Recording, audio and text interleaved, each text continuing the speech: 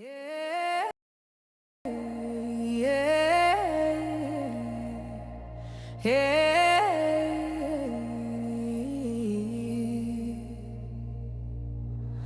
A monster stole you from the ones you loved.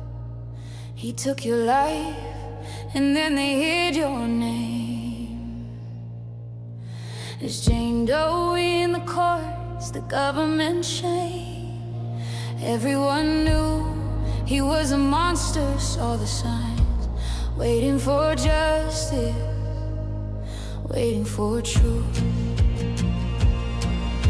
A daughter, a sister, a mother, a teacher whose smile shone so bright, dancing with the boys, her world in their eyes, her laughter and love filled the air. Kindness and joy were everywhere. We will say her name, Alexia De La Cerda. Not Jane Doe, not nameless anymore. She had dreams and goals, beauty and promise in her soul. This was compassion, this was control. Say her name, Alexia De La Cerda.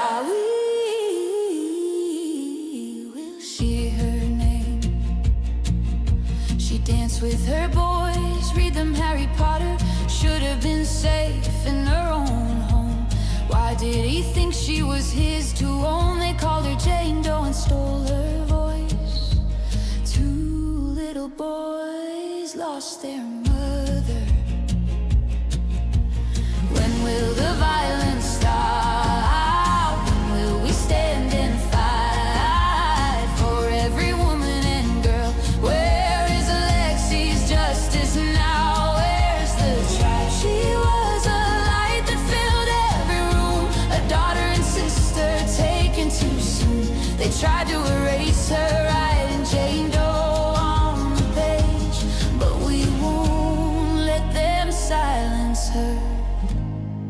We're done with their charade. We will say her name. We'll say I did.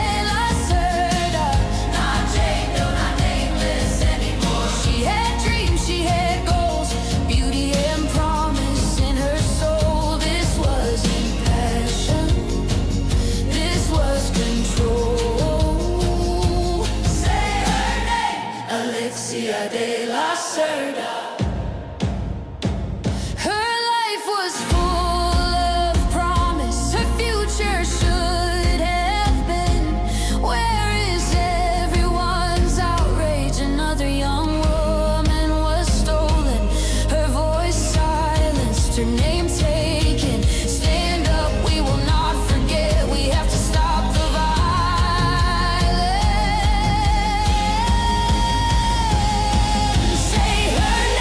Alexia, let her be seen.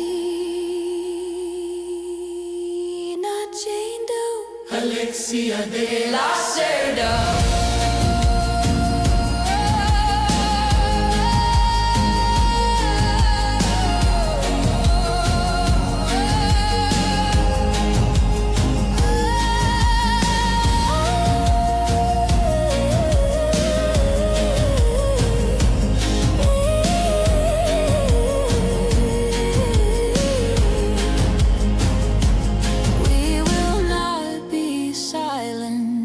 Anymore.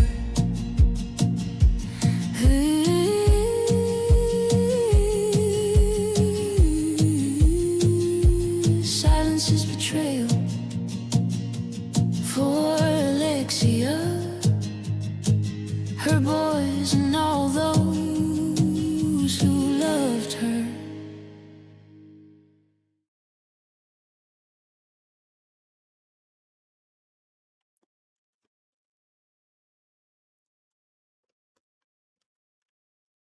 Live on the air, Trial Junkies United presents Justice After Dark with your host, the...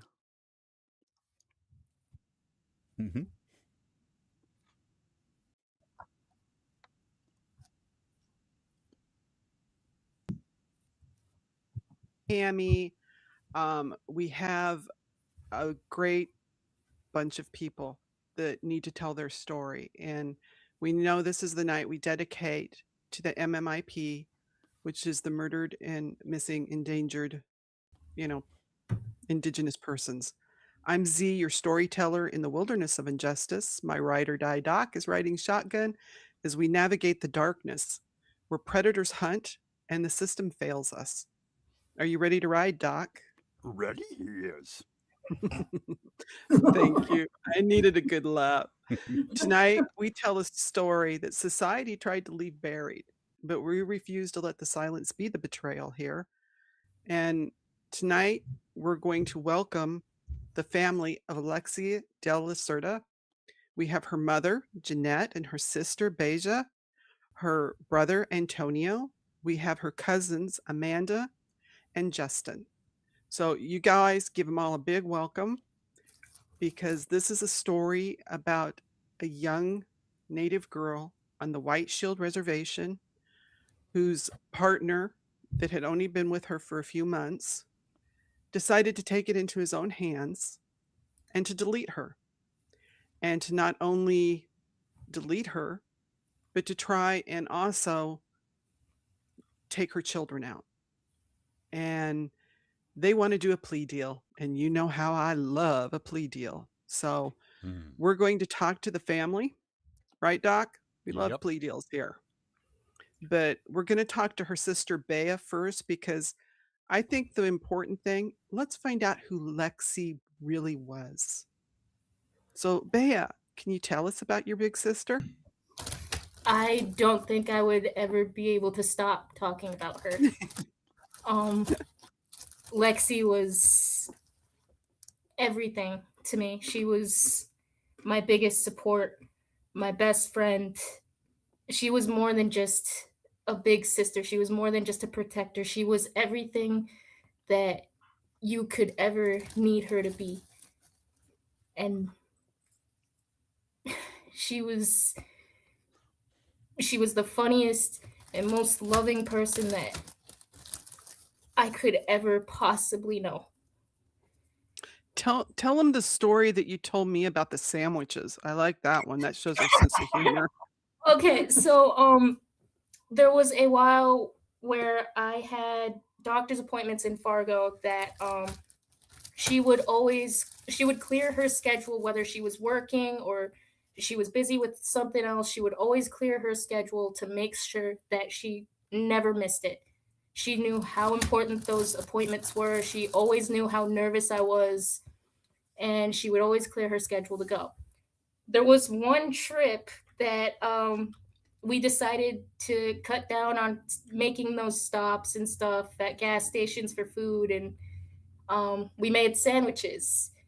Some of those sandwiches had mayo and cheese on them, so we told her when we got to Fargo, when we got to the hotel, to take the cooler out of the truck, bring it into the room, and to put the sandwiches away. She, for some reason, didn't remember to do that. So by the time she brought the sandwiches up to the room and put them in the fridge, they had already been warm. And she failed to tell anybody. So our stepdad and our little brother ended up eating them as well. So not only did she get food poisoning because she insisted that they were absolutely fine to eat, but so did our stepdad and so did our little brother. Kind of tells you about her sense of humor. Oh my goodness. And she still insisted that they were fine and it was something else. Well, nobody could tell that they were kind of ripe. I would think she would be able to. Now, another thing, Jeanette, you told me about, you guys used to tease her about her holiday decorations. Yes, we would ask her, Lexi, are you ever going to take down your holiday decorations? And this would be in the middle of summer, hotter than outside, 90 degrees. And she'd be like, but Mom, I can't reach them to take them down. So I guess they're staying up the rest of the year. I love it. My mod Fala said, "Not her fault. They had weak stomachs." But by logic, so did she, because she got sick too. Oh my goodness. Share and share alike. There you go. Yeah, she kept it in the family. You got to respect that. Let's see, Antonio, do you have a story you want to share or something fun? If you don't, that's fine. We can proceed. I just thought if you had something that you were thinking of, or I know your mom said something about she liked animals. Oh, she did. But How about her time she tied you to the tree when you guys were kids? That was a story she had to tell every single time she saw you. So she really liked Kim Possible when we were younger. We watched it all the time. She was absolutely enamored by Kim Possible. And because at that point in time, we didn't have younger siblings. Bale wasn't born yet. I got to be the bad guy in every Kim Possible episode she reenacted. And every single time I was the bad guy, I got tied to a tree outside our house, and then she'd go inside and get us. And leave you tied up. Leave me tied up. I'm outside, like 5, 6 years old, screaming for my mom to hear me. My mom's in the house. Yeah, pretty much. I'm yelling, "Mom, Mom!" And nobody can hear me. Finally, my mom comes outside. She looks out. "Antonio, why are you tied to a tree?" Lexi did it. Like, "Why did she tie you to a tree?" "Because she's Kim Possible." So I said, "Yes, I'm Dr. I think it's Dr. Draken, if I remember correctly."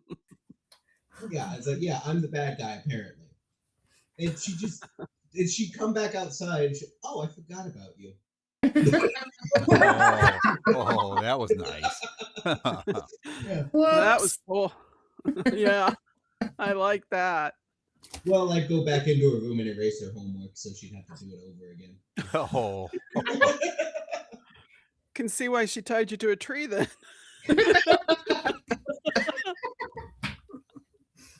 She started it. That continued into their adulthood. That story just stuck with them, Z, till their adulthood. I mean, Lexi brought it up all the time. Oh, I mean, I have another one, but it's a back and forth between. My mom knows this one. So it started out with, I don't remember what the fight was, but we were arguing. I don't remember what it was, but we were arguing as kids, and surprise. she got so mad that she took my G.I. Joes and my toy airplanes, put them in the microwave, and melted them into this just congealed blob of plastic. I decided to get revenge by shaving off an eyebrow. Oh. And then I immediately felt so terrible, I tried to fix it with a Sharpie. You know, like those broad chisel tip Sharpies? And she moved in her sleep, and it went from here. I figured she probably ended up looking like that. What was that dog on Little Rascals or something? So needless to say, Antonio did not get a job as a makeup artist. No. That's why I said nothing can fix this.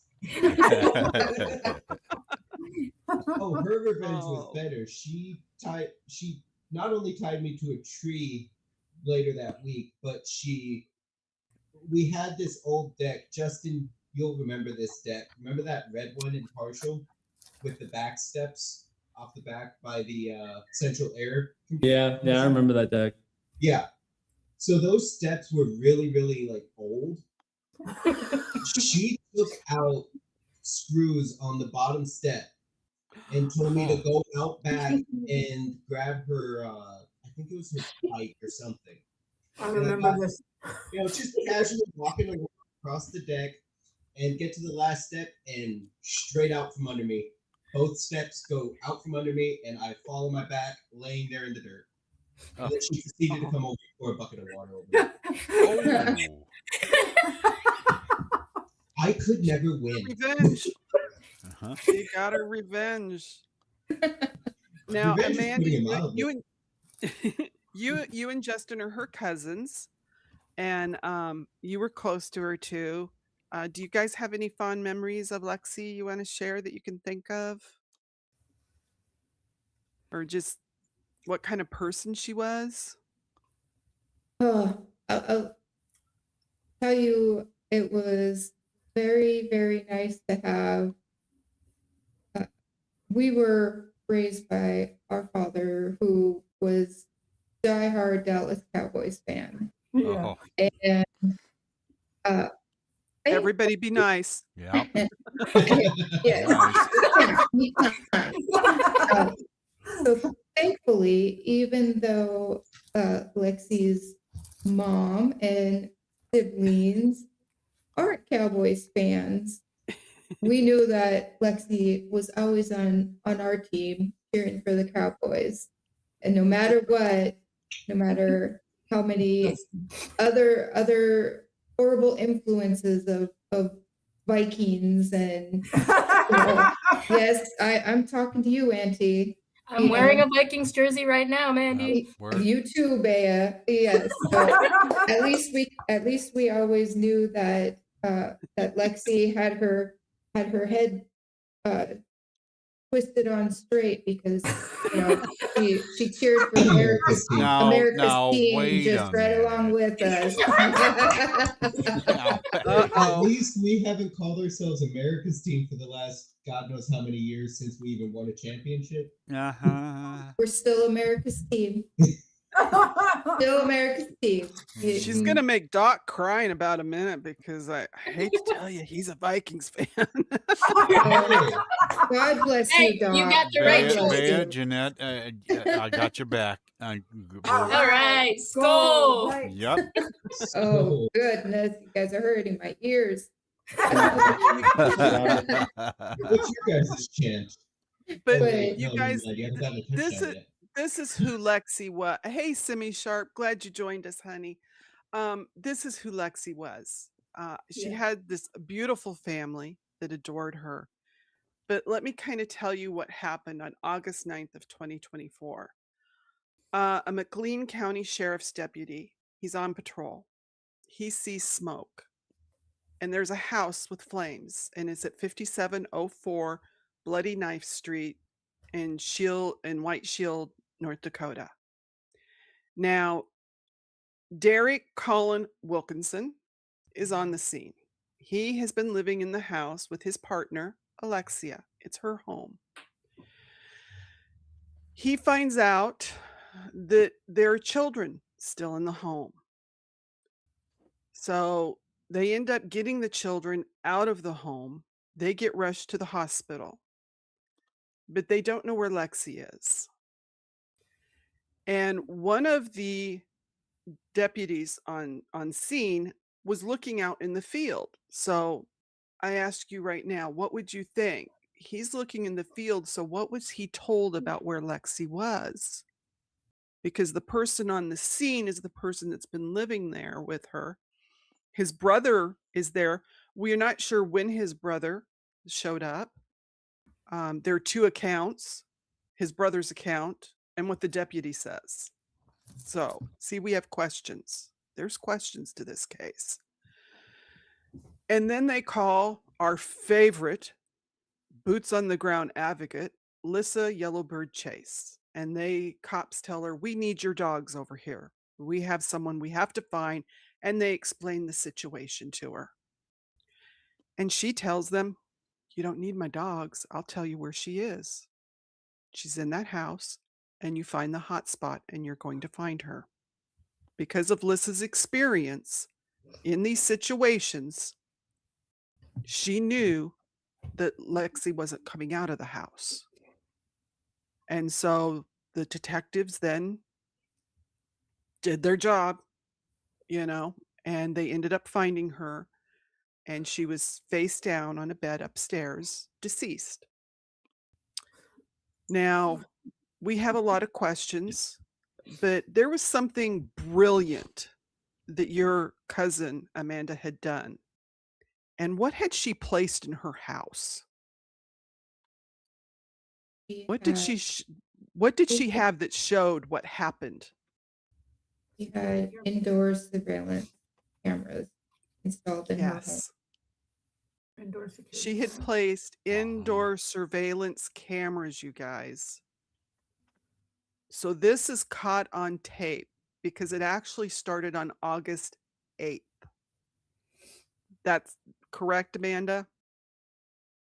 The beginning of some fighting and Yeah. and arguing and physical Ex- incidences began the evening of August 8th. Yes, ma'am. Right. It was August 8th around 9 o'clock at night when they find Derick, the slum bucket, walking in the house. Just go. And Yeah, it's pond scum. Oh, okay. We'll go with pond scum. Okay. And he gets agitated, and then he starts hurting her. And he starts abusing her with anything at hand. I mean, this man goes ballistic. He's using hands, feet, items in the house. This is all caught on camera, you guys. All of it. And those little boys are in that home. They witnessed it. They saw this happening to their mom. They see that their mama gets told after, he's done terrible things to clean up the mess. Now, as we go with this story, you're going to find out this is a pattern for pond scum. This is a pattern that he has with women. So the little boys, when they are eventually asked questions, interviewed, they say they remember their mama having blood on her face. So, this is something that they've gone through. They have trauma. Her family has trauma. Beija, are you okay, sweetheart? She had to If it step gets up. okay, if it gets too much, and Jeanette, if it gets too much, we understand. Yeah. But we want people to understand what happened. No, Fowler, he told Lexi she had to clean up the mess, not the boys. He told Lexi she had to clean up the mess that he made while he was beating her. Because he's an evil person. And those aren't just my words. Let me tell you that. He literally put it in a Facebook post that he was a violent man. And I'm going to read that to you because I think it's important to hear his own words that he wrote in April. And this is before she was murdered. And she was murdered in August. He wrote this and put it on his Facebook page. Be nice. Don't be mean. This life is too short to be angry all the time by stating that I have to follow with. For every ending has a new beginning, and I'm the author to my life. I'm going to take a different route on this story. I got to rid the insane villain from these novels. Me. They say definition to insanity is doing the same thing over and over again and expecting different results. I'm insane. I'm not insane. Peace. This is who we're dealing with. We're dealing with the person that really has issues. I found out through going through court records that this person actually started his criminal career when he was 15 years old. 15. By SAing a close relative. Yeah. Let me see if I can get to those pictures because that's when they start taking pictures of him in jail. Yeah, he got probation until he was 19, okay? 19 years old. He started at 15, got probation at 19. And then, but he's still on the sex registry list. That's his 15-year-old self. Okay, this is the type of person he is. He has a history of abuse. In 2016, he literally got in a fight with a man that he had been drinking with. And supposedly this man was so drunk that the bar told them they had to leave. So him and his girlfriend get this guy into their car. Now, once they get him into the car, supposedly this man who they said was unconscious from drinking so much started fighting and made a lewd comment to his girlfriend at the time and hit his car seat or hit her while he was kicking the car seat. So he had her pull over. He proceeded to beat the man, drag the man out of the car, stomp on him, drag him across the street, stomp on his head 3 times. He had to be intubated. And then they charged him for bodily injury instead of attempted murder. And he got 55 months in prison. He actually did prison time. So, you know, and there are other women in his life that he has abused, you know, and this is the person that people thought would be a great person for Lexi to have a relationship with, because she met him through her job. She was a Head Start teacher, and one of his relatives worked there. And Amanda, she was single at the time because her boyfriend that she had, the 2 little boys, they had split up, right? But how long had they been split up before she met Derick? Do you know? No, it's a short period of time. Okay. They met, they- they met on Valentine's Day. Okay. Yeah, Joel and moved out around Valentine's Day. Okay. and prior And to that, her relationship with Joe, with her the father of her sons, was about a 12-year long-term relationship. Okay. So this was a girl that had been in a long-term relationship. We're not, you know, no woman ever love does not hurt people. If you're being abused, that's domestic violence. But we're talking about a young lady that had been in a 12-year relationship, had 2 children, things didn't work out. And unfortunately, the next person she meets is the pond scum because he doesn't care. And we have questions because they have so much of this on film. And when they first charged him, if we go back, they did charge him with murder. They had him with arson. There were like 7 or 8 charges that It they were gonna. murder, arson, and strangulation of an intimate partner. Yeah. Yeah. So, I mean, these are serious, serious charges. And now they offer him a plea deal. And actually, they've done 2 plea deals. And this last one, what is it that they finally offered him? 40 years. The current plea deal charges are assault with intent, murder, and tampering with evidence. Yeah. And Assault with intent. each of those charges hold the maximum possibility of a 20-year sentence per charge if the Right. max is given, if the plea is accepted and the max is given, To run consecutively. with Exactly. a chance of parole after 85% of each charge has been completed. Yeah. And see, if they would have charged him with attempted murder with the 2016 case, he wouldn't have been out. He No. wouldn't have met Lexi. No. So this is a person that they keep giving deals to.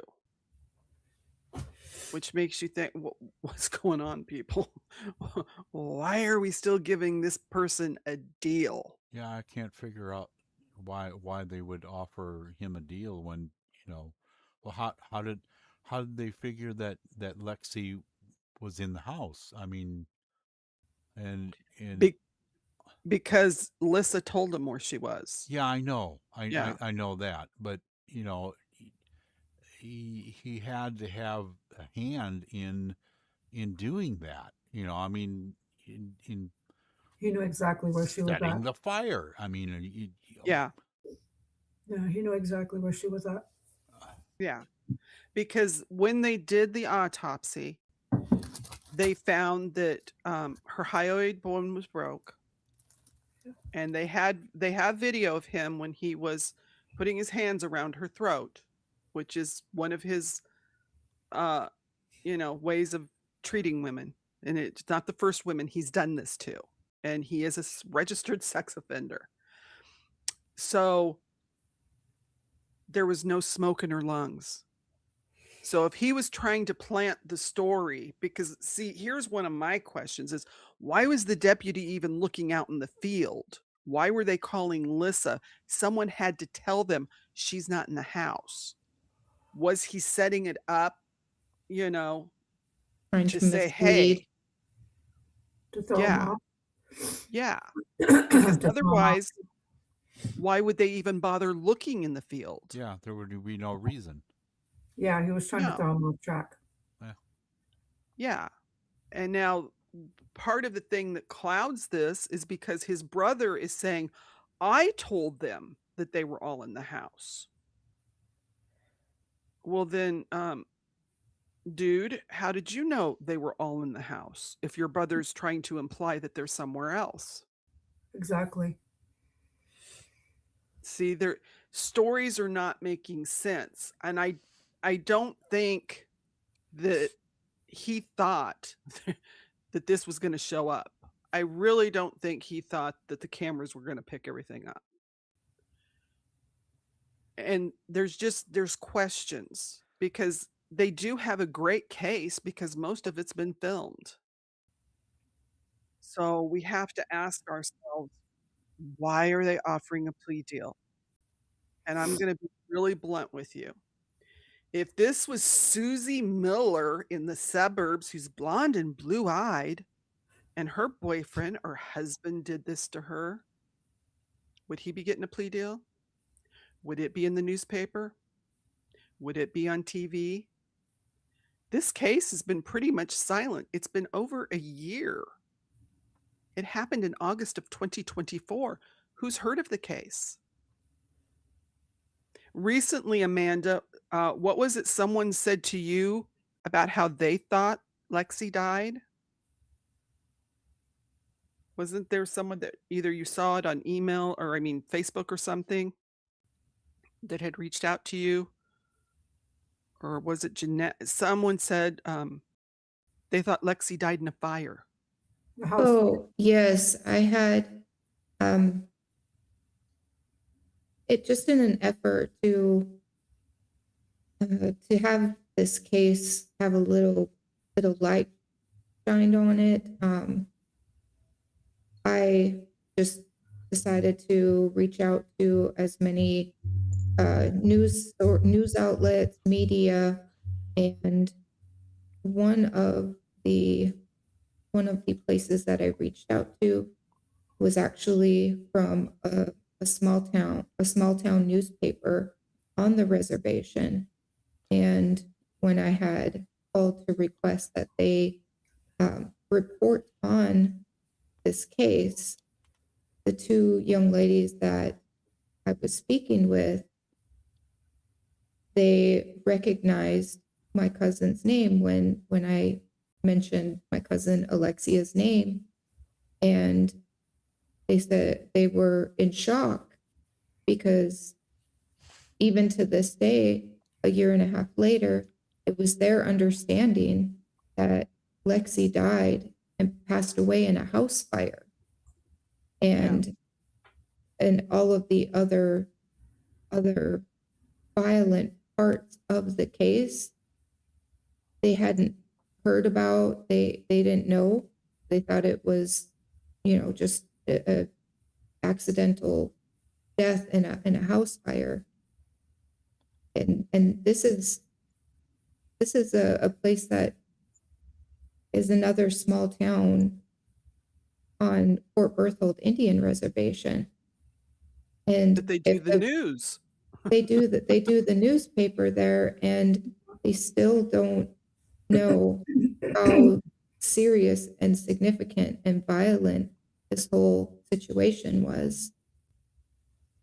And Yeah. it absolutely shocked me to hear that there are people that still are under the impression that she passed away in a house fire.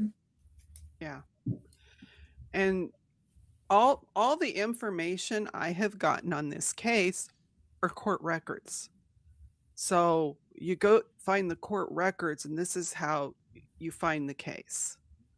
And that's why we're getting the story out, because in all of the court records, they identify Alexia as Jane Doe. And what we all know about MMIW is say their name. Say their name. Keep them, keep it out there. And what they've done is they've taken her name. They've let people believe she died in a house fire. They're offering him a plea deal. And it just makes you, it's like, why? What is going on? Why are you people not doing your job? Now, they said that the morning of the 9th, that supposedly she had a call. Now, we don't know. Did she call this person, or did the person call her? They said very early in the morning. And the woman she called was a police officer's wife. Well, that piques your interest. Why was she calling her? And then you ask yourself, when you look at the court records, they say they talked to the police officer himself to confirm this call took place. Police 101, don't you talk to the person who took the call? So they didn't interview her or put her on the stand. Well, they haven't gone to trial because, see, they're trying to do a plea deal instead to save money. Okay, gotcha. See, trials cost money. Yeah. And Lexi is a native young woman, and so they're going to save a buck here. Sick. Oh man. And so this is a young girl that, yeah, either she made a call or this woman called her. So you ask yourself, was she calling for help? Now, another person said that she had an interaction on Facebook that morning with her. So you ask yourself, did she come forward? What was that conversation? Did the police talk to her? They had another person that told them that, a friend of theirs worked for the council that checks the homes, because once a year on the reservation, they have the housing people go and, I guess, check the homes for any damage or, wear and tear, things like that. And so here these people came to the house, and they went and told their boss that they saw red marks around Lexi's neck and bruises. Did the boss go tell anybody? Did they call her mother? No. Because nobody called me. Yeah. Because we all know that domestic violence situations, it takes 7 to 8 times before a woman sometimes can ever even really leave. It can take longer. And when she leaves, it is the most dangerous time. And Jeanette, Lexi was getting ready to leave, wasn't she? She was. Yes, she wanted to leave the reservation. She was going to move to she was going to move to Minot here to be closer to her family up here and to continue her education in special education. She had big plans. She had goals. Lexi was going places in life. Yeah. And another thing, isn't it true? I think I checked this with Lissa, but a felon is not supposed to get native housing. So They're he not. technically should not have been in that house. It was Lexi's house. She was the one living there. Katrina brings out asks a good question. Did he know there were cameras in the house? Did he know? He had to because he'd been living there, I would think. Jeanette, do you know if he actually? Well, didn't he mess with the cameras? I believe he eventually? did. I believe he did. I think at one point, I don't remember exactly what I went out there for, but one of the cameras had been taken down on the porch, and to me, it looked like it was damaged. I didn't know at the time what was going on, but Right. the wire was cut on it. It just really looked suspicious. Because But that is one of the charges, isn't it, that they got him to agree to is messing with tampering, evidence, tampering, tampering with yeah, evidence, yeah, you know. And I'm not So sure with the tampering is more of the fire, the arson act. oh, okay. yeah, fire part of it, yeah. Yeah. Yeah. That I think was overall the tampering was just his attempt to destroy But he had to have any type known of evidence. because there was cameras, I mean, throughout the house. So there's So no way. they weren't hidden, right? They were in plain sight. No, from what I could see when I went into her home, no, they weren't hidden. So Okay. he would have known that they were in there. Well, And that Katrina, is so minor compared to yeah. everything else that he did. I mean, Yeah. Yeah. wow. It pales. Katrina, you're right. Katrina's right. It did back up to the cloud. That's how come they have the evidence. Yeah. You know. Okay. Just the mentality of a person to know that they're doing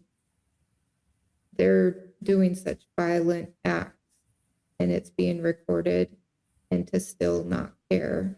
It's disgusting. It definitely gives a little bit of an insight as to the mentality of how rehabilitated he has been. And Right. I say that rehabilitated very, very lightly. Exactly. Yeah. Yeah. And you had even heard or saw on Facebook somewhere that a former girlfriend had approached him, correct? Yes. I mean, we're not giving her name for safety reasons, but she actually, because she had also been abused by this man. And I hate even calling him a man because Monster. Yeah. yeah. I call him Monster. He don't have a name. Yeah. Well, he's got short man syndrome. He's only like 5'6". Yeah, exactly. Yeah. Okay. You know.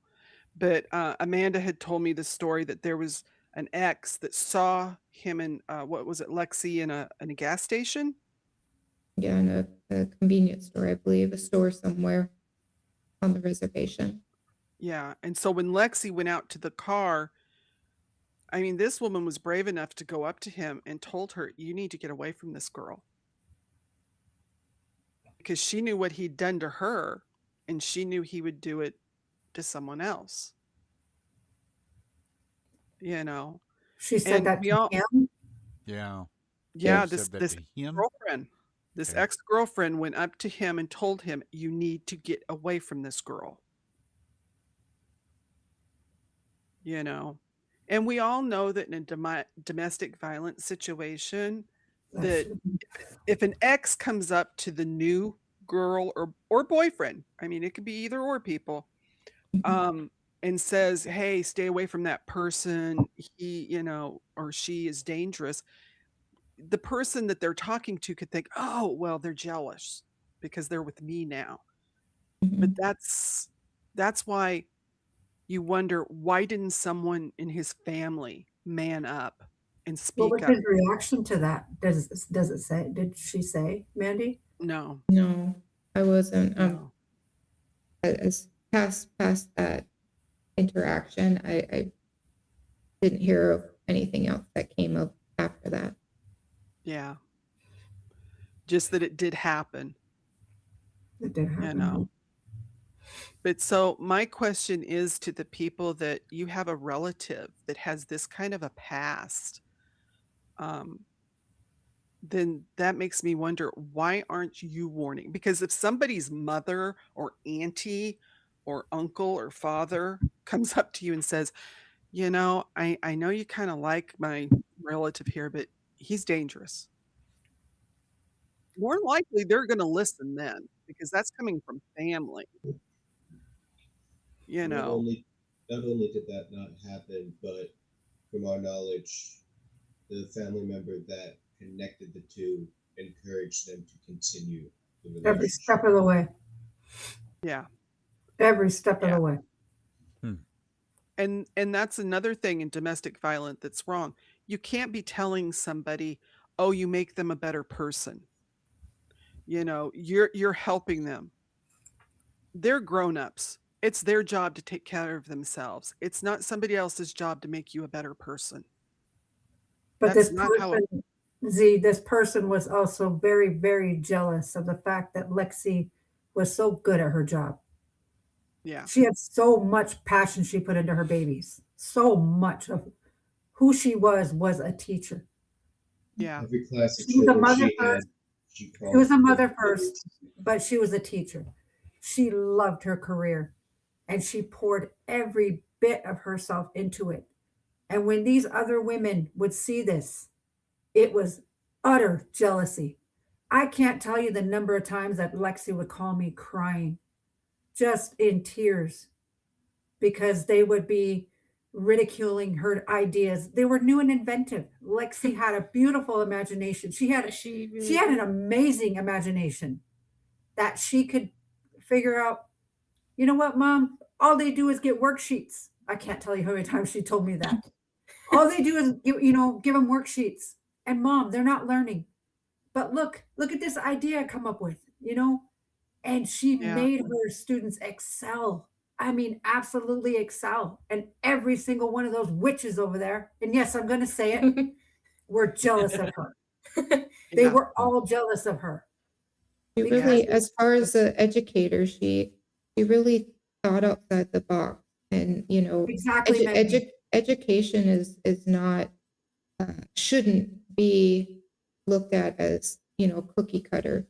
What works for one child, Will not work for another. it might not work for another child that same way. Exactly. And Lexi really put her Lexi was the heart and type of- imagination into Yeah, and she was the type that she was like adjusting it. hands-on. These kids have to learn hands-on because a lot of them had challenges, like her sons. And so Yeah. she would tell me, Mom, they have to learn hands-on. You can't just give them, paper and pencil and expect them that they're going to learn, because they're not going to. So she would think of these new and inventive ways to teach them, Well, and there's even as so much jealousy in that Head Start. We didn't know until she died just how jealous and how awful they treated Lexi. Yeah. It was horrible. Yeah. And Well, who and the ran thing- that center was Derick Wilkinson's grandmother. and And she the was the amazing one the that first- amazing thing is, even as we're adults, we all learn different. Some people can read a manual and then go and learn something immediately. Some Yeah. some other people were hands-on. You show Yeah. me a couple of times, I'm good to go. Exactly. That's visual learners, right? Yeah. Like I- with me, I got a head injury a while back, and so school was really difficult for me. And she would always, it didn't matter if she was busy, it didn't matter if she was with the boys, it didn't matter. She would always answer my calls when I would call her and ask her for help with any homework I had that I was struggling with. And she always found these new ways for me to be able to understand and comprehend what I was doing. Yeah. And that shows you really the compassionate person that she was. And Jeanette said that she called her Head Start children her Head Start babies. Yeah, her babies. All of them. Yeah. Yeah. You know, so she really didn't look at it as a job. She looked at it as just a way of life for her. It was, you know, she It loved was an those extension. babies. I always said it was an extension of who she was. Yeah. Yeah. It was. And I It can was see it that. was very important to her to have a hand in teaching and molding the minds and the hearts of young Native children Yes.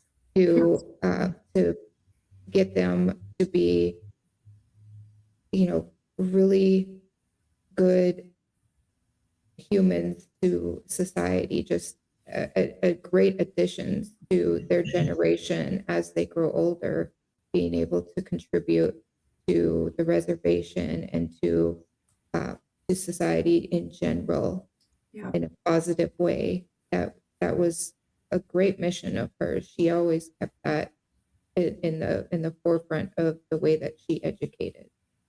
Yeah. Absolutely. Yes, she did. And that's, you know, I have reached out to you know, like the prosecutor. Of course, they're not going to talk to me, but we reached out. I reached out to 2 of the police. They haven't got in touch with me because we just want to know, where's the investigation? You have great evidence. You have film of what he has done to her. You have that he was in the house the whole time. You know, then you have him leaving the house and nobody else coming out until all of a sudden a cop shows up because he's in the area. Then all of a sudden it's, oh, well, let's, you know, there's 2 boys in here, let's get them. So, And it's you know, but and Z, it's not so much of he was in the area, he was right outside of the house. You Yes, know, he was. right, it was the way that things worked out as far as arrival of the sheriff deputy. He, from what I've read, was essentially making his exit from the home right, when the deputy pulled up. So there wasn't any type of searching for him. He was coming around the backside of the house when the deputy pulled up. right. And he asked, and in the deputies, when they interviewed him, he said he asked, do you know who lives here? You know, so then he was like, okay, now he's got to do something. But then you have to ask yourself, then why were they calling Lissa to try and find Lexi unless he told them she had left? He was setting up some kind of a story. Yeah, that's exactly what he was doing. You know, and there are people that gathered from the neighborhood. And when I say neighborhood, you guys, this is not, the houses aren't real close together. The reservation, the houses are spaced pretty far apart. White But they Child's gathered. very rural, Yeah. small town, very small town. Right. But people gathered because, you know, this is something traumatic that they're, you know, trying to see what's going on. And there were people that were making comments because it's in paperwork saying that there were fights between her and Ponscom. And so again, I asked. So they could hear quite a while, quite a ways away. Yeah. Mm-hmm. So that had to be loud because the houses aren't on top of each other like in the suburbs. You know. So that makes you have to ask again, why wasn't anybody getting her help? Was anybody offering her help? Yeah. She was trying to help herself because she was planning on leaving. You know, she had made some plans. You know, so that's another thing that you're like, okay, this is not, you know, a good idea. And he knew her plans, but he had a temper. Now, he had been married before and had other girlfriends, and he actually had one that there are court records showing that she was interviewed, the comment was made that he had put his hands around her throat so tight she passed out, and he thought she had died. And he told her when she came to, I thought I was going to have to hide your body. This shows the mentality of this man. Now, I'm not saying that morning he set off, to delete her. I'm saying something set him off. Was it phone calls for help? What was it? Or did he just go too far like he did with this previous, girlfriend? And then the only way he thought to cover it up was to start the house on fire. But he didn't take the little boys out. He left the children in.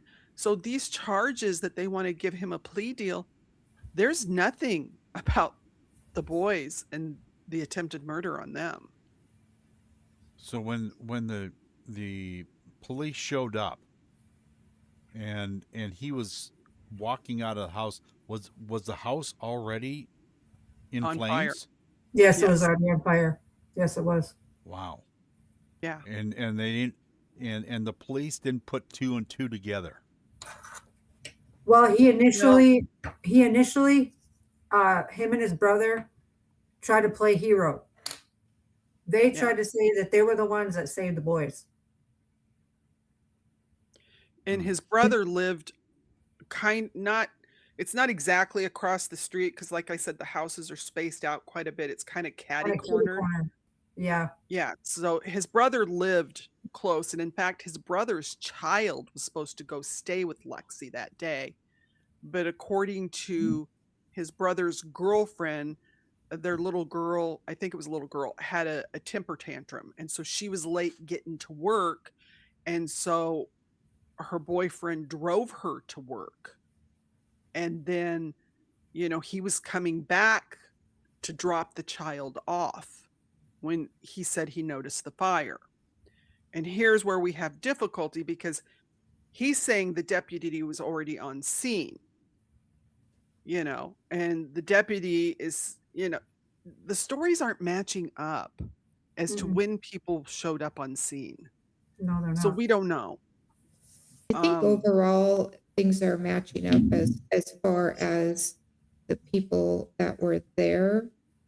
I think what we're hoping to gather as information is a little bit more specific time frames, minute by minute. Because I like my aunt said, him and his brother did ensure that the boys were removed from the house. But I think that it looks like he wasn't expecting for a sheriff's deputy to just pull up when this was happening. And because that happened, I think his response was to try to make it look as if he didn't have anything to do with that with the fire starting, that, well, I'm going to help get these children out and take the, look like I'm being helpful and maybe give some doubt. I recently got it confirmed. I can't say who it is, but I recently got it confirmed that it was an officer that took the boys from the house. It was nobody else but an officer. But again, I can't give out any names. But yeah, and those are the things that I think I got it confirmed. It was not Derick. It was not his brother. Yeah, I think that we would like to have more clear information because the paperwork, some reports are very broad of describing the situation, and I think that we deserve to know that what actually happened and the breakdown of time and who did what. I think is something that we should be able to know as family. Yeah, I agree. Because let me read to you guys so that you can hear.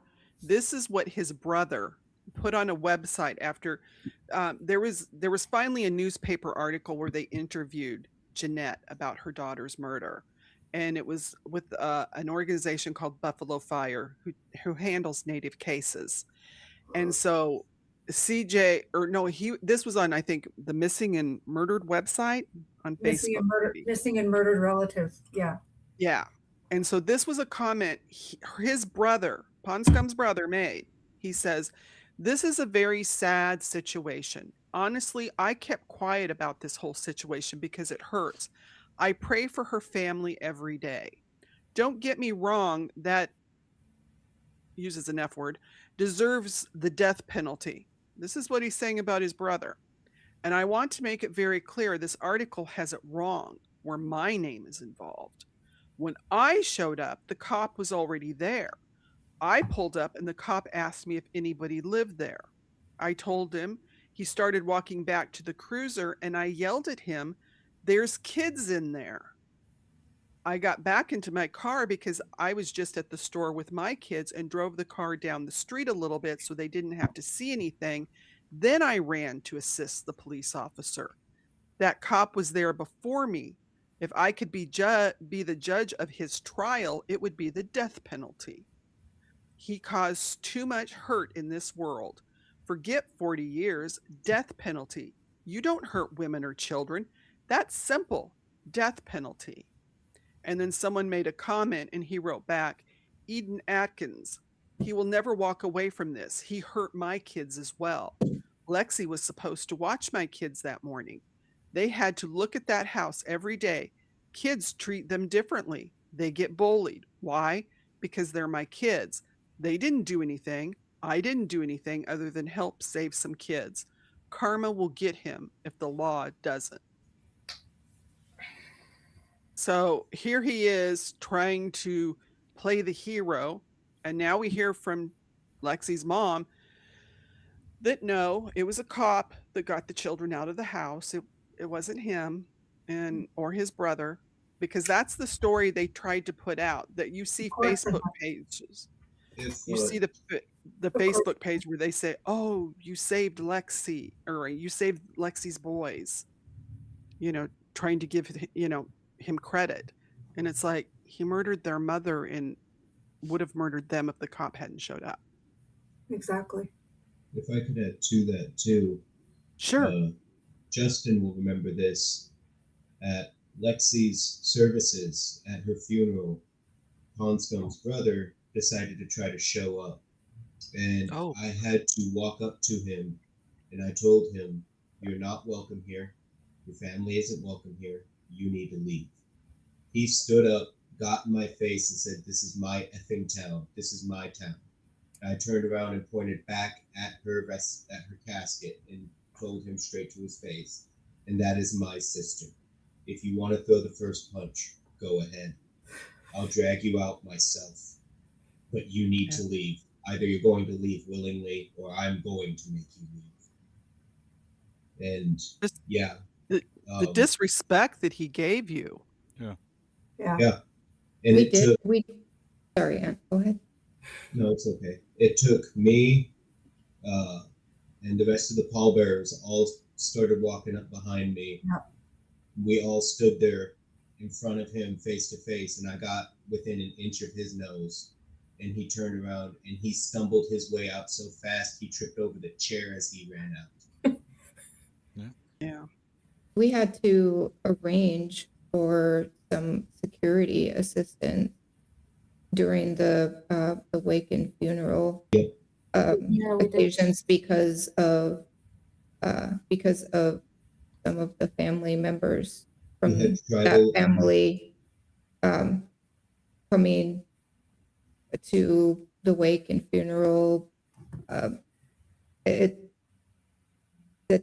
didn't make sense, but you would think that'd be the last place that anyone from that family would go, just to be respectful. But we did have to arrange tribal security. Yeah.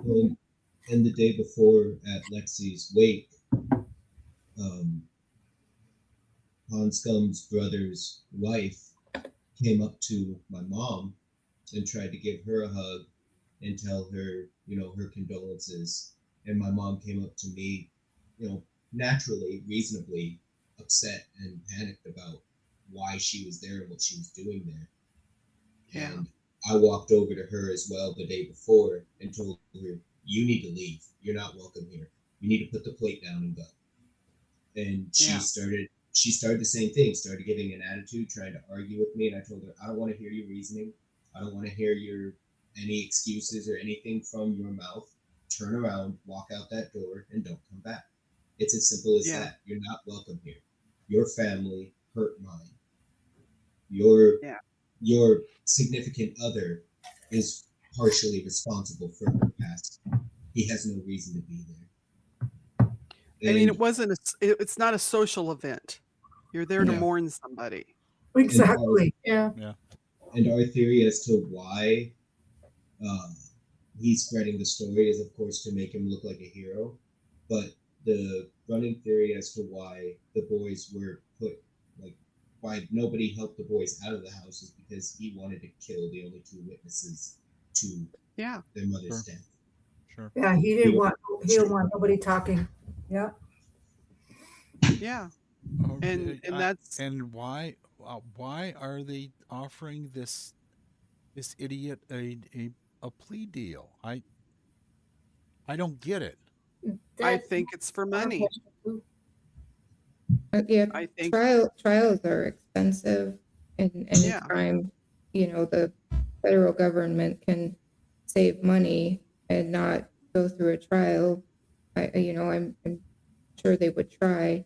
There are a lot of cases where plea deals make a lot of sense, and a plea deal might be the only opportunity at actually ensuring charges and punishment.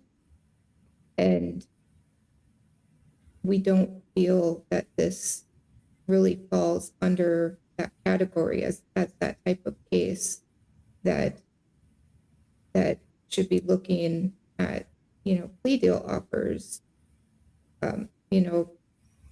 If there's a case that has circumstantial evidence at best, sure, that makes sense to consider plea deals, because there's a large possibility that they could go through a trial and be found not guilty. Right.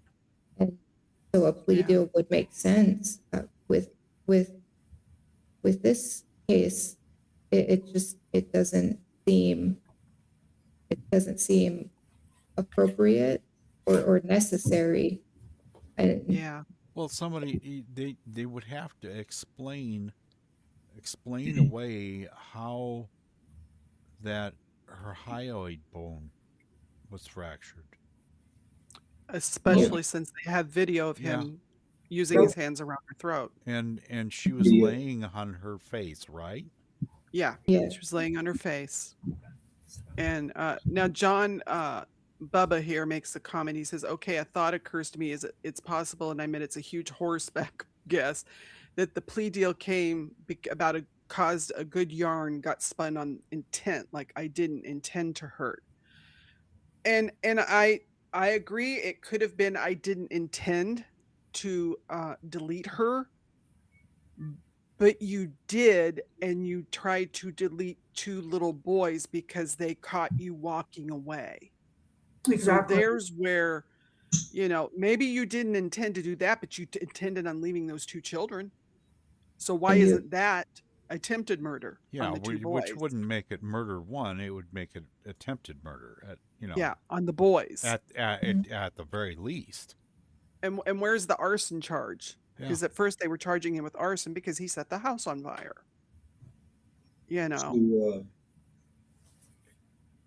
To paraphrase what the attorney said, because my mom and I have been in multiple meetings where we've asked this exact. Oh, we have argued this point so many times. I'm surprised that security didn't get called on us at some point.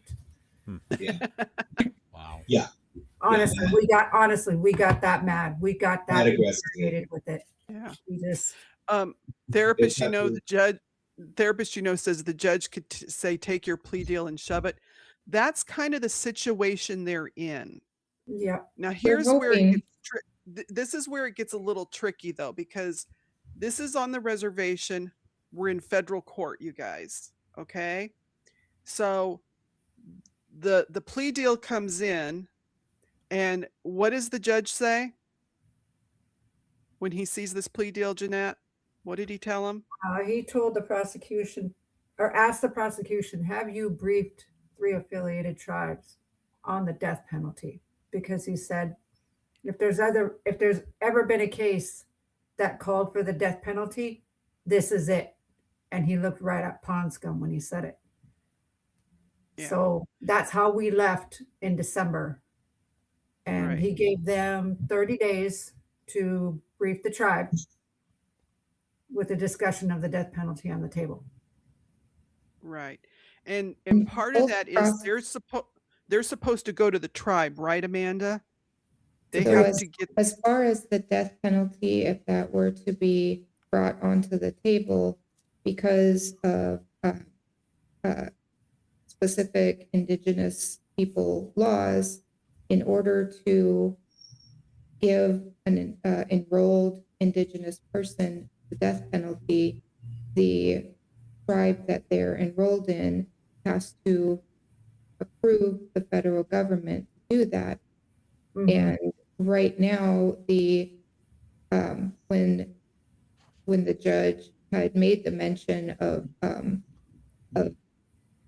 reaching out to the reservation, to the tribe about the death penalty, the prosecution team and the defense team both did do that.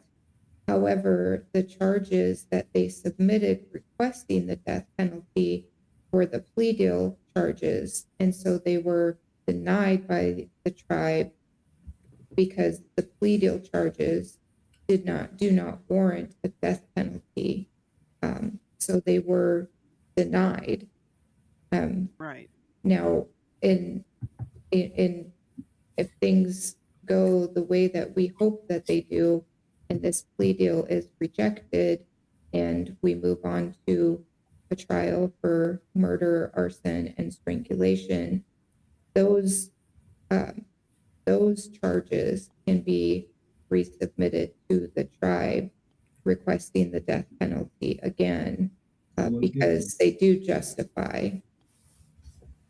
It's not a guarantee that it will be granted, but again, it's another hoop to jump through to attach the death penalty punishment to this entire case. Right. I wanna give a bit of And context to it. Jeanette, you and I have talked about it, and you said technically you don't want Ponscom to have the death penalty. You want them to use that to get the plea deal for life in prison. Yes, I do. Right. I want So that it's to be a not- stepping stone to Right. life in prison with no chance of parole. In which any of you trial watchers, and I know there's quite a few in our chat here tonight, all I have to say is Brian Kohlberg, I mean, come on, that's what they used, the death penalty, and they ended up giving him the plea deal with life.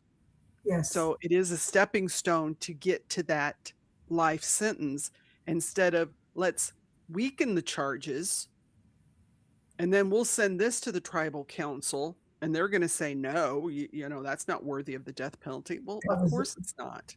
Because yeah, you're that not was, giving that was a charge. joke what the prosecution did. That was an absolute joke. I was so upset with them when they did that. Sorry to interrupt, but No, go ahead, Ann. to give You do anyways, Antonio. to give context to what Mandy was saying about the tribes in being informed in this, I spoke to a source on the council who told me herself that the judicial arm of the tribal council, as well as the executive arm, was never informed of anything relating to her case until the brief And even in the brief, the only thing they were informed of was the very bare minimum of what is going on. They're still woefully uninformed about what is going on in this case, and prosecution refuses to have any more contact with them or with us. They're refusing meetings from us now. And here's a question I do have. Now, the one prosecutor is Jonathan, what's his last name? O'Connick. O'Connick. Okay. Yeah, Jonathan O'Connick. Yes. And Jonathan, just to let y'all know, is a nice little redheaded, Caucasian dude. But Nicholas Baker, his second, is a native attorney with the federal government, but he has ties to this reservation. Yes, he does. And he, as a member, and also I think he's probably related to some of the people on the council.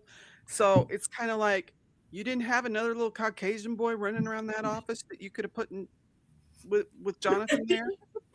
It's like, come on, guys. It's, No, My, I my concern about having that secondary attorney on the prosecution team is I would hate to see a scenario happen where there is any type of doubt or conflict of interest that the defense could try and use.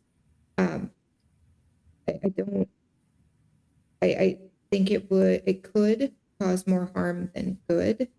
I'm not sure if Nicholas Baker is an enrolled member of our tribe, or there's another tribe in North Dakota that he might also be enrolled in there instead. I can't speak 100% sure of that, but if that was a decision that I would have to make as a professional, as an attorney on prosecution side, I would think that I would recuse myself, just to not leave any doubt.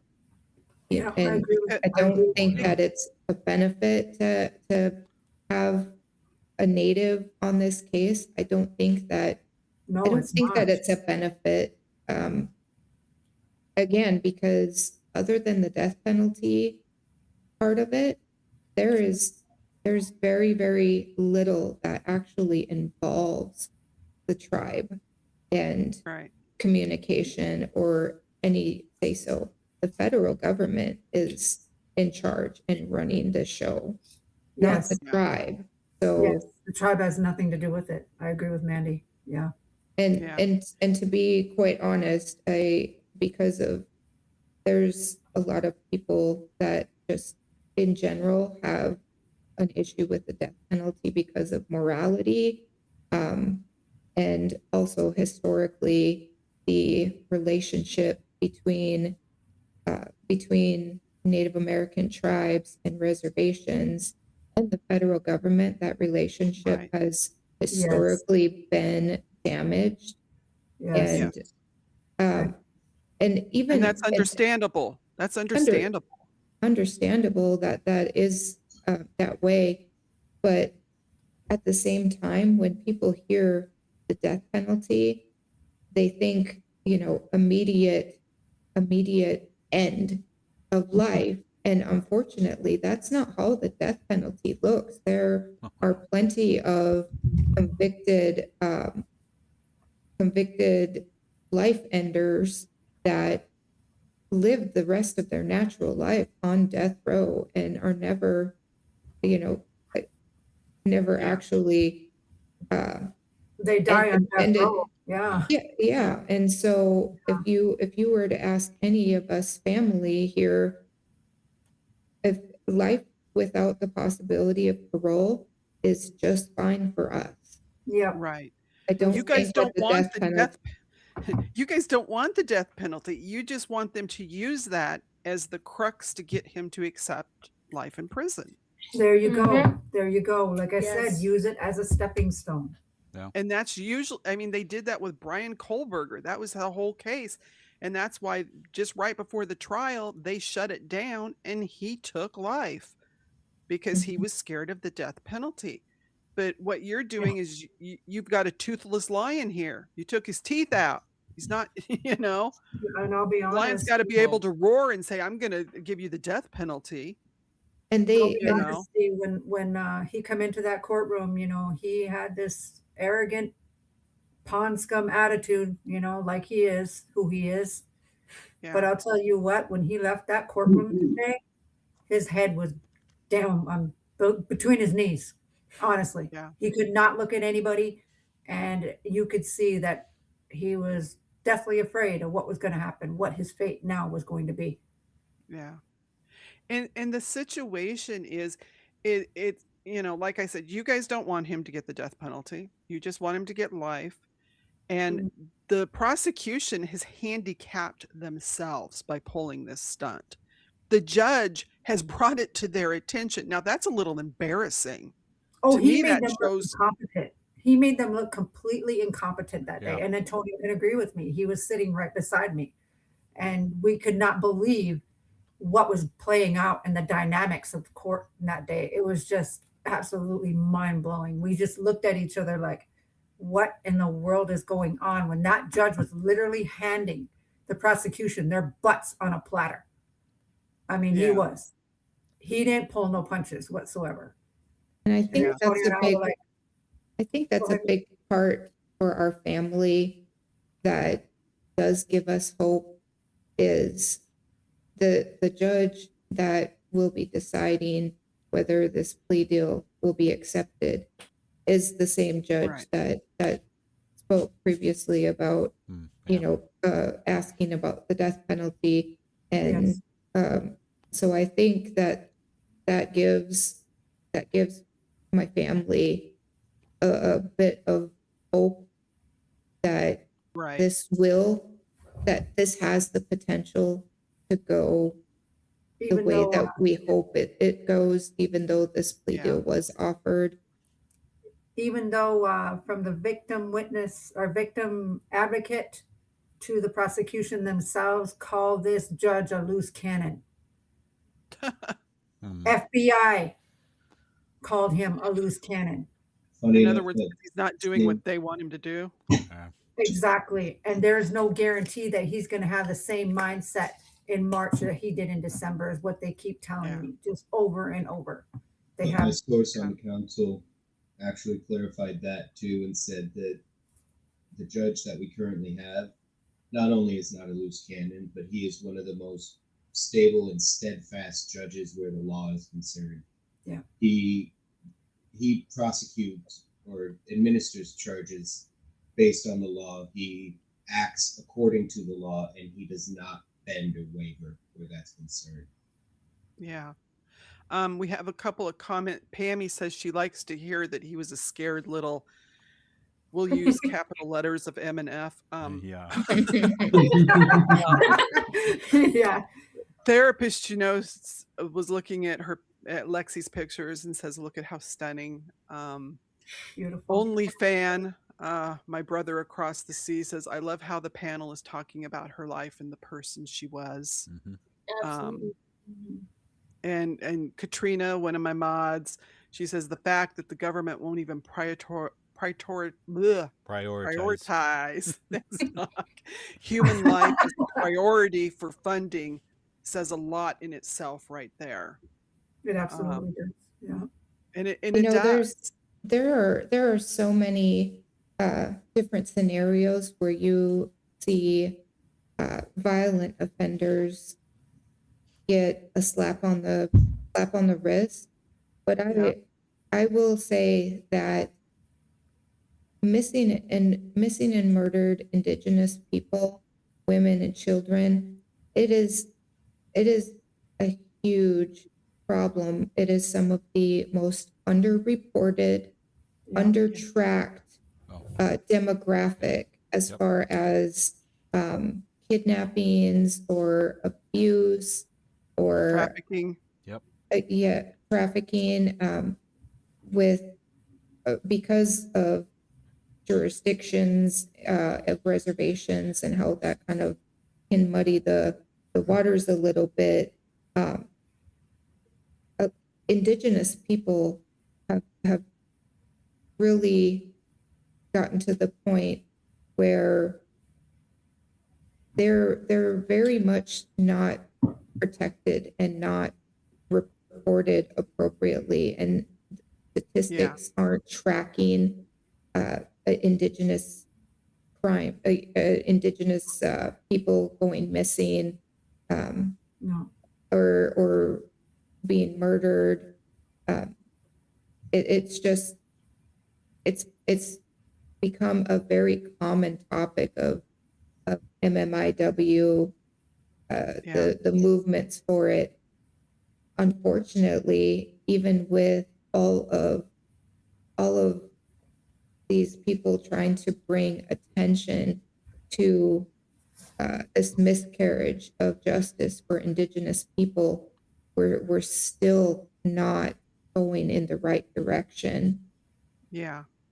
And that was one thing. I sent my email to Chairman Mark Fox of the tribe. And it's the MHA United Tribe. And some of the things I wanted to ask him, I'm still going to try and reach out to him because I think these are good questions. I want to know, does the Tribal Council have a dedicated MMIP task force or committee? What victim advocacy services is the tribe providing to families of the murdered or missing Indigenous people? Are there dedicated victim advocates on staff? How are families connected to these services? Are they available 24/7? When a tribal member is deleted, what is the standard protocol for supporting the family? Who reaches out to them first? What resources are automatically offered? How long does that support continue? How does the Tribal Council coordinate with federal law enforcement and prosecutors in cases under the Major Crimes Act? Is there a liaison position? Do you attend federal court hearings? How do you keep families informed about case progress? What services are specifically available for children who are survivors or witnesses of domestic violence homicides, trauma counseling, long-term placement support, educational advocacy? How does the tribal government raise awareness of MMIP issues within your community? Is there educational programs? Are you doing any prevention initiatives? Memorials or remembrance events? Why has there not been one for Alexia? When there's a homicide in the community, how do you support the community healing alongside family? And I reach out to Chairman Mark Fox. I would love to have a conversation on these topics, or anyone on the council, because I think these are all valid questions. I don't want to dismiss or belittle the council, but this is what the people need. We see generational trauma. We've had cases. We've talked about the residential schools and the different things that have happened to our Native brothers and sisters. But how do we stop this? How do we get to the point that we help? And I think that's what the council needs to ask. How are other tribes doing it? Are you communicating with other tribes to see that this is happening? Someone said, good luck with getting him to speak honestly and open about that. I understand. I know. I second that. Yeah. But we're putting it out there because we're putting it out there, Chairman Fox, because we want you to know that people are watching, and not just people on your reservation. We're going out worldwide. We have people here that are international. These people are all over the world. They're watching this tonight. So they're asking those questions of you also. The girls have put in the petition that Amanda did to sign for the federal judge to ask him to stop this plea deal. So I encourage everyone afterwards, make sure you go sign this petition. Make sure you please put it on your social media. Get it out there. Let's get them as many signatures as we possibly can for Lexi and her boys. They've also put the link for Justin's Twitch account. He is a gamer and a cousin of Lexi's, and we want to give him a shout out because we like to appreciate content creators. Oh yeah. I promise, Justin, I will actually look it up this time. We're gonna check with you on that, Beija, so you better. You put it out into the universe. You put it out there. We all know we're gonna be looking. Let the record reflect. Yeah. The record is reflecting this. So Yes, you we know, definitely try to support other Native and Indigenous creators. yeah. And I Absolutely. Go ahead. can see if it's easy real quick. First off, if anyone watching or listening did sign the petition, we just hit 1,000 signatures late last night. I want to say thank you so much. to everyone for Thank you. sharing. We're averaging about 100 signatures per day, and that's wonderful. It's change.org/fighting for Lexi is the link for the petition. Please, Yeah. please, it's first name, last name, email address, and I think your zip code. If this situation can happen to any Yeah. family, and we want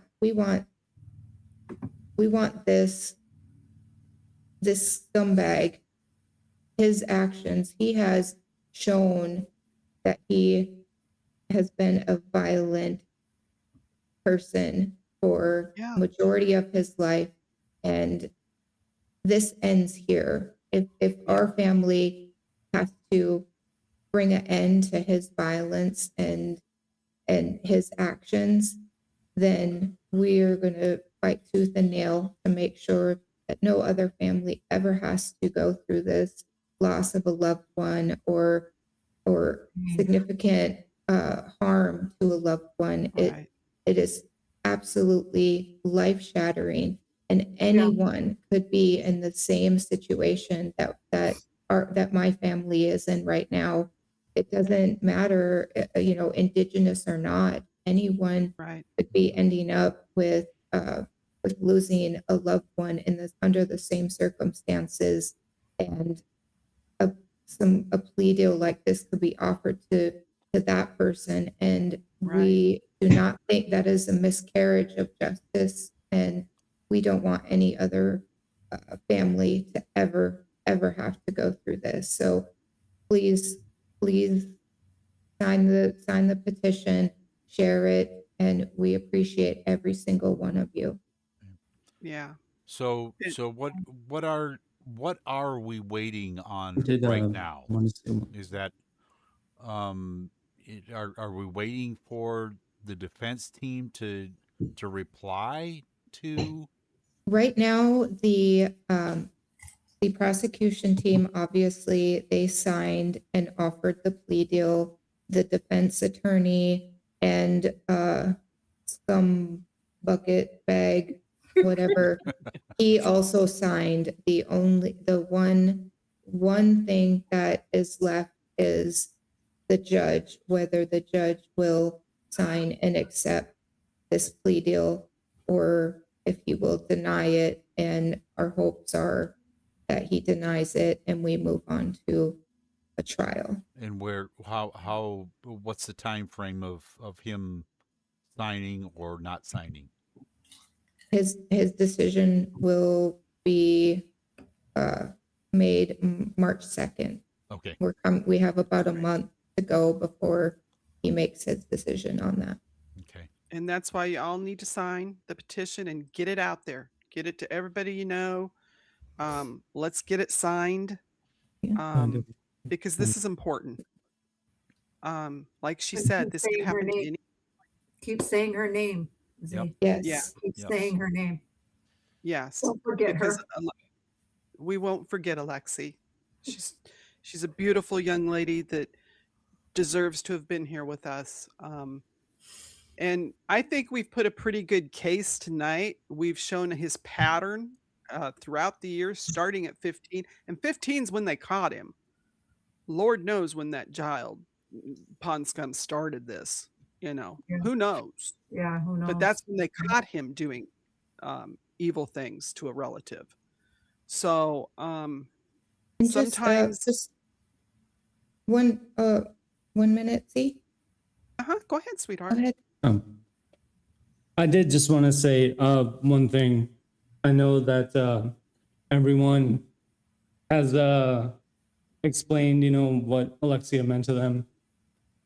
Alexia and I were really close in age, so she was more like a sister to me. We grew up together, and one thing that I'll never forget is it doesn't matter like how long it's been, how many years.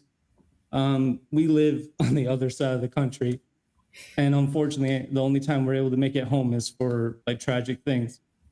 But anytime we would see Lexi, her eyes would light up because it had been so long since we'd seen each other. And she just had this way about her that she would make it feel like it was just yesterday. Like it just started yesterday. She always made me feel like that. Justin, thank you for sharing. You guys, I I love know you this so is much. hard on your whole My family, beloved cousin. and this is what our platform is about. We're building a community of people who care because we're all part of the same human family. We might come from different lines of the family, but we are all part of the same family. If I cut you, we're all going to bleed red. No one's going to bleed green. And Fala, you're not going anywhere in a spaceship. So don't start that tonight. Every now and then she wants to Uber out of here. But let's make sure that we will stay in touch with you guys anytime you need to talk. The girls have put in our Discord server. We have one. It will be in our description in our link tree. We're going to put all this information. We will put email addresses for the Attorney General even, because hey, why not? The chairman, Jonathan, the little redheaded boy, because I think they need letters. Like I said, be polite. Before we go, I don't want to rush this, but let's show some missing pictures, because that's what we do in our community is we show some missing pictures. And remember, people sometimes will leave voluntarily and then they get in trouble and they can't get home. And trafficking is real. It happens. And so, if you see something, say something, call the authorities. Don't be the person that's scared to do that.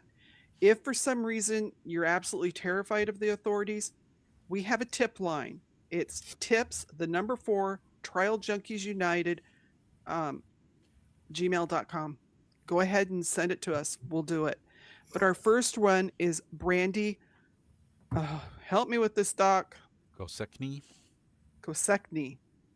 Let me see. Did I get my pictures up right? Okay. Yes, there. I got her up. Okay. Because I forgot to put that in. Okay. So Brittany Kosekny. She's been missing since December 22nd, you guys, from Norman, Oklahoma. Believes she could be in Oklahoma City. She's 5'5", 190 pounds, blonde hair, brown eyes. Last seen wearing the black t-shirt and yoga pants. She is from, where did that go? I think it was the Apache and Comanche tribe. I think that I have my screen too small and I can't read it. But anyway, she was wearing a black t-shirt and yoga pants. She has colorful tattoos. Think of these tattoos. A dream catcher on her right upper arm and a fleur-de-lis with the name Marcus on the right of her left thigh. The investigator said there's no belief. They don't think she's in immediate danger, but she has been behaving differently recently. They are concerned. Contact the Norman Police Department at 405-217-7790 or 405-321-1444. The case number is 261149. Remember, when you're out and about, put those cell phones down. Look at people's faces. It's very important that we help these people come home.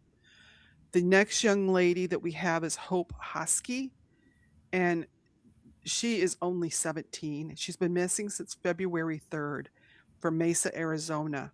And they said it was close to Center and McKelps Street at 6:35, I think, a.m. They said she just, or 6:35 p.m. She's 5 foot, 120 pounds, black hair, brown eyes. They said unknown colored shirt, but they knew she had black leggings. Contact the missing persons unit at 480-644-2211. That is a 24-hour number that they have. So it's very important to contact them. And our last missing person, and for some reason we had all girls tonight, this is Magdalene, and she is only 17, missing since February 3rd, from Gila County, Arizona. And she left home around 4:30 a.m. She may have been going to Guadalupe, Arizona. She's 5'5" and 145 pounds. Black hair, brown eyes. Last seen wearing a brown shirt and pants. Gila County Sheriff's at 928-402-1872. There is a reference number, 260-200-121. Let's get these girls found. Let's get them home where they belong, because it's very important. I want to thank everybody here tonight. Does anybody have any lasting comments they want to make about Lexi or anything before we wind up? I just I want to say, if anyone out there is the praying type, we would love your prayers for our family, for Lexi, my aunt, Isabella, Antonio, and her boys, and also the boys' father went from co-parenting with Lexi to being single parent. Send prayers for justice and healing and safety, and just overall send prayers for good things to go the way that we need them to with this case. And even when the case is done, there's still some feeling and some trauma that we'll all be dealing with for quite a long time. It's a lifetime trauma. Yeah. Absolutely, and we're all struggling with it. So any warm thoughts, prayers, anything, and please look out for your family and your friends. If you ever feel like you have a sibling or a child or a friend or someone who is experiencing domestic violence, abuse within their home or their relationship, please don't be scared to speak up. Be a safe space. Yes, be a safe space for that person to realize, because sometimes they go through so much abuse and so much mental anguish that they feel as if they're completely alone. So please speak up. If you see something, say something, and so that you don't end up in a situation similar to what we're going through, where we know there were people that seen something wasn't right, and there are just so many people coming forward now saying, I wish I would have said something. Silence is not going to help. And no, silence is betrayal. Silence is betrayal, absolutely. So please Yeah. speak up, and you know, and you might have to do it multiple times. So be Yes. it. You will But have, I mean, in Lexi's Yeah. case, you know, because she suffered abuse by her own father, biological father, when she was young, it was Right. acceptable. It Right. was acceptable. yeah, And so And th- and that's important, that just because when you first offer help to someone and they don't immediately skip away with you, you don't know how their self-esteem is gone. You don't know, exactly, maybe they've tried to leave and the abuse has been even worse. It takes at least 7 to 8 times, a lot of times, before someone can actually pick up and go, and then it's the most dangerous for them. yeah, So, all those people that are now saying, "I wish I would have spoke up," please tell me you're speaking up for others in your community. yeah, I Don't agree. let there be another Lexi, you I know no, agree. Yes. I agree. no, this now that this Lexi's has gone to and you didn't speak up, now's your time for maybe the girl across the way, maybe a workmate that you notice bruises on. Now's your time to say, "I see you. When you're ready, I'm here." Yeah, That's all you got to or do. even if it's young, it's children, you can call anonymously and reach out for Yes. help, or have something looked into, and just, you know, request a welfare check anonymously. Yeah. There are options other than having to say your name and fear for your safety. Yes. But if you yeah, see something, say something. Silence Yes. is deadly sometimes, and Yeah. you gotta say something. yeah. I thank you all for being here. I know this was tough for you all, but I know you wanted Lexi's story told.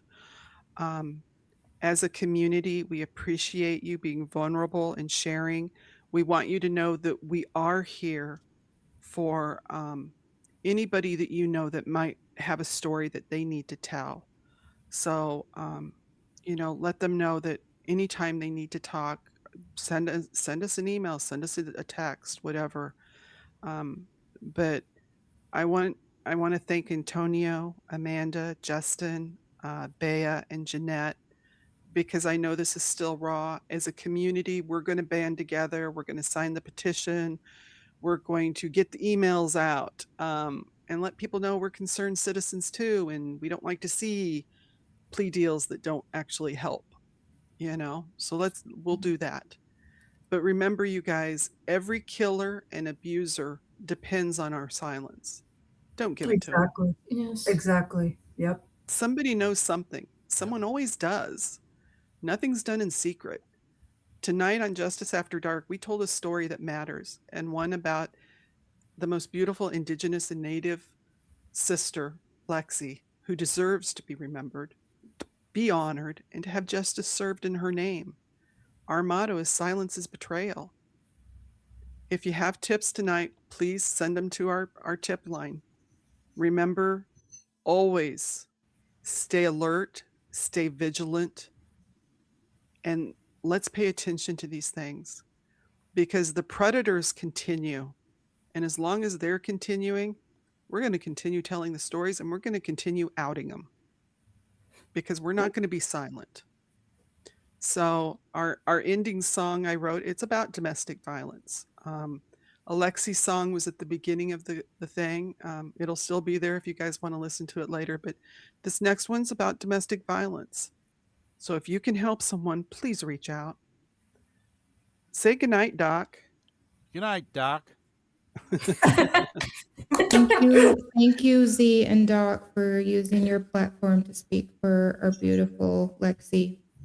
Yes, It was Thank an you for honor. having It us. was our so much. privilege. Thank you Thank so you much. to everyone who tuned Yeah. in. Thank you all for your It, support. Yes, it was a thank you for everyone that joined as well. Yes. it was a true honor. And if you even have a friend that has a missing person that they need a poster put out when we're doing our show, every Sunday and every Thursday night, we'll do 3 to 4. Sometimes if we don't have a huge story, we'll do more posters. And then eventually I put them all out on social media. So we try and get the word out. So we're here for you. If you guys need us, give us a call. We care about y'all, and thank you. And you guys come back on Sunday. We'll have another story to tell. And actually, this one is going to be kind of a good story because we have a Jane Doe that got identified. So we'll talk about that and also what their new mission and their new person that they're trying to identify next. So we love you all. Thank you and ciao.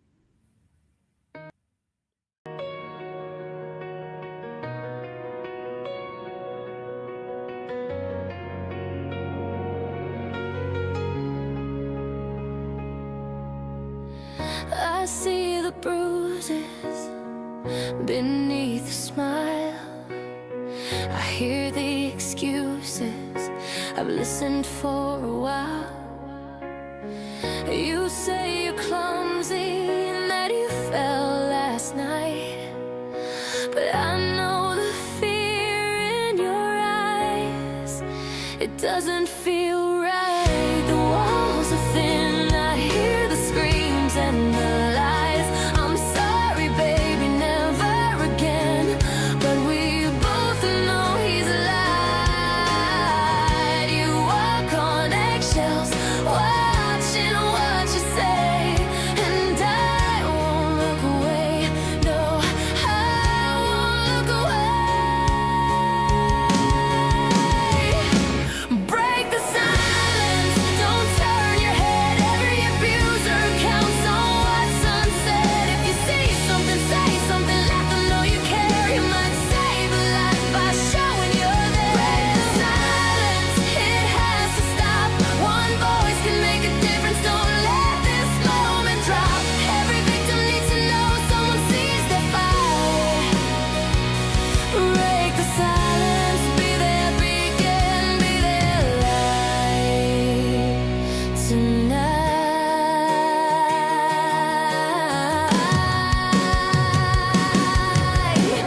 Love shouldn't hurt you or leave you scared to breathe. Love shouldn't trap you or make you feel you can't leave. The cycle keeps repeating, violence then tears. Promises of change that disappear with the years. To everyone who's suffering, this isn't your fault. You deserve respect and safety, not this assault. Your dignity, your body, your right to protection. Help is available, there's a way out, no question. Break the silence, don't turn your head. Every abuser counts on what's unsaid. If you see something, say something, let them know you care. You might save a life by showing you're there. Break the silence, it has to stop. One voice can make a difference. Don't let this moment drop. Every victim needs to know someone sees their fight. Break the silence, be their beacon, be their light tonight. Don't wait for someone else to speak. Don't tell yourself you're being weak. Your neighbor, your coworker too. They're waiting for someone like you. We can't let another name become a headline. Don't let the story end at a gravestone. Your silence is betrayal. We can't turn away when someone needs our courage to stand up and say, I see you, I believe you. You don't have to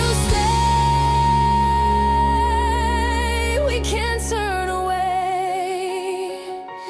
Break the silence, shout it loud. Stand beside the victims, make them safe and proud. No more looking past the warning signs we know. No more letting fear and shame continue this show. Break the silence, it ends today.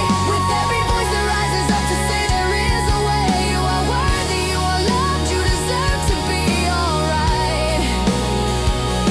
Break the silence, be their beacon, be their guiding light. Every killer and abuser depends on your silence. Please don't give